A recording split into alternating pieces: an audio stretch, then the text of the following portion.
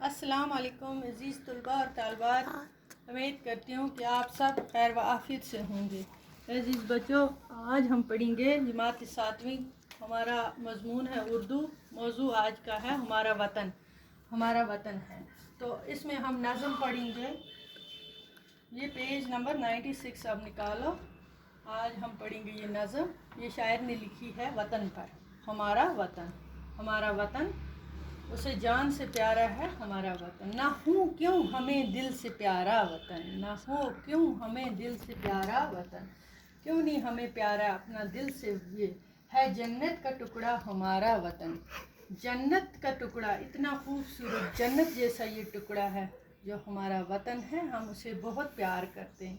تو جنت کا ٹکڑا ہے ہمارا وطن، یہ اس کی تعریف آگے شاعر کر رہا ہے اس نظم میں اپنے وطن کی۔ سہانا ہے سندر ہے سارا وطن، بہت ہی پیارا ہے، سہانا ہے اور خوبصورت ہے، سندر ہے ہمارا وطن۔ وطن پیارا پیارا وطن، پیارا پیارا وطن، یہ سیدھا لکھا ہے اس نے صاف الفاظ میں۔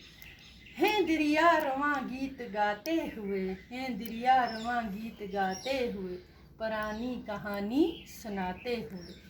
یہ گیت گاتے ہوئے دریا رواں بہتے ہیں، یہ دریا ہمارا وطن، اس کی خوبصورتی رواں دواں دریا، سرسبز جنگل، آنگد قسم کے باغوں اور ان میں پھول پھلوں، خوش نما جانوروں اور قسم قسم کے پیڑ پودوں کے کتنے ہی قسم حیوانات کی وجہ سے ہے کیا ہوگا، اور ان میں سے کوئی قسم نابود ہو تو کیسا ہو جائے گا۔ یہ اب شاعر یہاں تعریف کرتا ہے کہ یہ دریا جب بہتے ہیں تو رواں ہوتے ہیں، رواں ہو گیا بہنا، تو گیت گاتے جیسے ان کی آوازیں، چشمے دریا رواں ہیں، چل رہے ہیں، پرانی کہانی جیسے کہانیاں سناتے ہوئے بہہ رہے ہیں۔ کہانی ہے سارے کا سارا وطن، یہ کہانی ہے سارے کا سارا وطن، ہمارا وطن پیارا پیارا وطن، ہمارا وطن پیارا پیارا وطن۔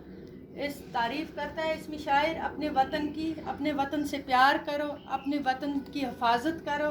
انشاءاللہ آج ہم نے یہ 4 مصرے پڑھے، اگلے میں پڑھیں گے دوسرے سبق میں بھی، اور تب تک کے لیے اتنا کافی ہے آپ کو، تو اس کو لیے آج کا اتنا کافی ہے۔ خدا حافظ۔